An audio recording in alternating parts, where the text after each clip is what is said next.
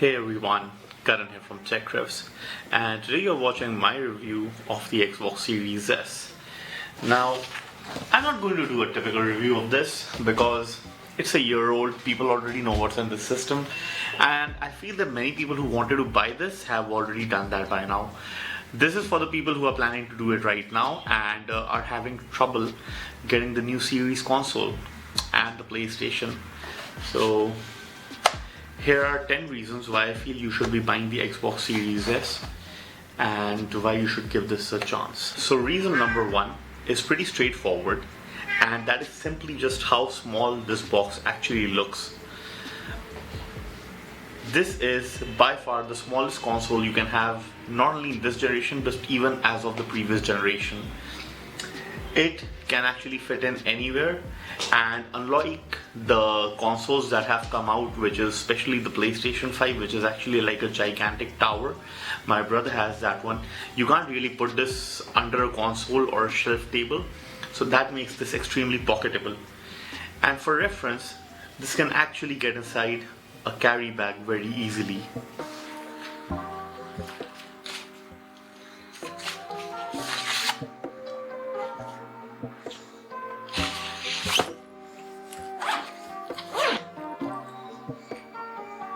Point number two, this is the only console that you can actually get for slightly lesser price than what it was launched at. This console actually retails for 35,000 rupees. Actually, this is already going for sale cheaper than that. You can actually find this for around 33,000, 32,000 near abouts in multiple places. I actually happened to get this for 29,000, a brand new box. Looking at PS5, they have these rapid sales for 50,000, but no one is able to buy that actually.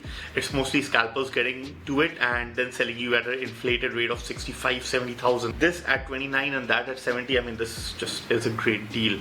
And even for 50 and this for 30, 29 is still an amazing deal for this. Coming to point number three, the all impressive Game Pass. I mean, this isn't the actual Game Pass library, but you get the idea. Basically what Game Pass does is that it gives you access to more than 100 plus titles or so in the entire library. So that includes your latest games like Halo Infinite, Forza Horizon 4, 5. You can get access to that for just 699 rupees with taxes about 800 rupees.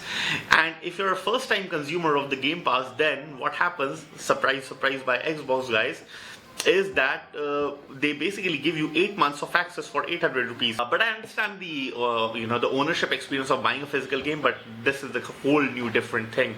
Point number four, this console runs whisper quiet and actually doesn't make any sound at all. This over here is the fan, and this is the one place that you should keep it open. So yeah, it runs really quiet. Point number five, if you're anyone but a really rich person, you will actually be owning maybe a 1080p TV or maybe a 1080p gaming monitor or a 4040p gaming monitor. But actually owning a 4K TV that's really good with HDR, with 120 FPS and everything is really an expensive affair. And that's where the PS5 and the Xbox is targeting. But if you have a 1080p, you really don't need to buy an Xbox One X or a PS5, because this is the thing that will actually do the job well for you. Now the benefit is that if you have a 1080p, if you're running games at 30 FPS, 1440p, then it actually downscales it and super samples it. So when I say downscales it, it'll combine the pixels for 1440p to 1080p and give you a more sharper and clearer image on a 1080p TV or a monitor. You would not lose out on much visual fidelity because you would be running it at native resolution at 1080p. Next point, this actually is a 120 FPS gaming machine. Now, there's a lot of conflict in that. A lot of people are saying that no, that is not the case. It doesn't really work like that. But let me put out a few scenarios to you and you'll get to know. Doom actually runs at Doom Eternal, the new one, runs at 120 FPS between 900p to 1080p in this console, and that's really something. So it can also, in the worst case scenario, it can go down to maybe slightly lesser frame rates to maybe, let's say 800p or 900, but mostly 900p to 1080p. Along with that, you got Call of Duty Vanguard, which I'm not very sure, but I've been hearing that it'll get 120 FPS support in this. I'm not sure of that. Then you have Ori and the Will of Wisp, which is a really beautiful looking game, runs at 120 FPS in this. And there's also one more game that runs at 120 FPS, which is the Dirt 5 game. Now, that game at 120 FPS looks really great. So this actually is a 120 FPS gaming machine. Now, many of you are feeling that over a period of time, this will actually get worse in terms of performance as fidelity will go up. But I have actually a contrary to the other point, so that is coming up next. The next point, actually, I get emboldened by the game, which was a gameplay demo of The Matrix running on the Unreal Engine. And that actually gave me a lot of confidence. That says that the future of gaming that will be using those nanite and nanotechnologies will actually empower this console to go to a much higher fidelity level, and that will ensure that this experience only improves in the future rather than coming down, like has been the case in the older generations. You know how it always goes. By the end of the console life cycle, the Xbox 360 was basically a death machine. If you wanted to play Crysis in that, you would barely get 15, 20, 25 FPS in the worst of scenarios, and in the best it would be 27, 28, not even reaching 30. I beg to differ, but I think that won't be the case over there. Because of that Matrix demo, that gives me a really good feeling that this actually might be able to do quite a lot better. In this point, you might feel like I'm trying to stretch the 10-point thing a bit too far, but that's actually not the case. I actually prefer a digital machine over having actually a physical machine, and that's something which feels weird even while I'm saying it, because I've been such a physical, a person who owns physical games and copies, and that's such a integral part of ownership of something, and that's something, a very good feeling. But being a laptop consumer, a PC gamer has really removed those reservations for me for the past some years.